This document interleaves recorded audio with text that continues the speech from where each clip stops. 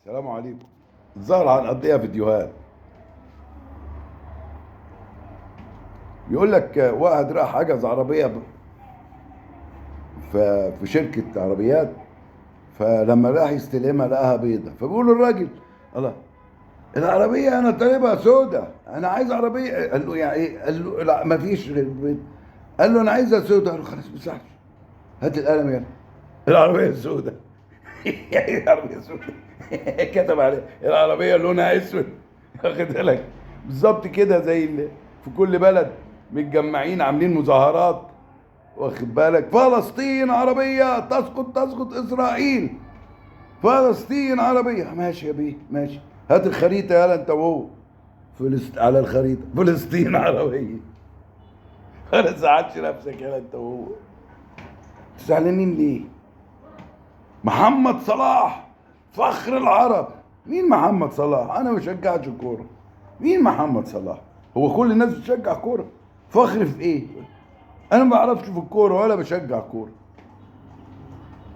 محمد صلاح مليون متابع سابوه. محمد صلاح 117 مليون رجعوا له. محمد صلاح فخر العرب. ايه محمد رسول الله يا ده؟ لعيب كوره مع احترامي ليه، كويس، ماهر، في عنده مواهب. ده ايه اللي انت عامله ده؟ انت ايه الهيافه دي؟ ايه التفاهه دي؟ انت ما عندكش يا اخي؟ دور على ال- البعث العلمي، تقدم، عشان تقف قدام اسرائيل. اسرائيل فيها 20 جامعه من 100 جامعه على العالم، انت ما عندكش ولا جامعه. ايه في ايه مالكم؟ فخر العرب، فلسطين عربي، كله هتافات وكله على الورق، مفيش حاجه في الواقع.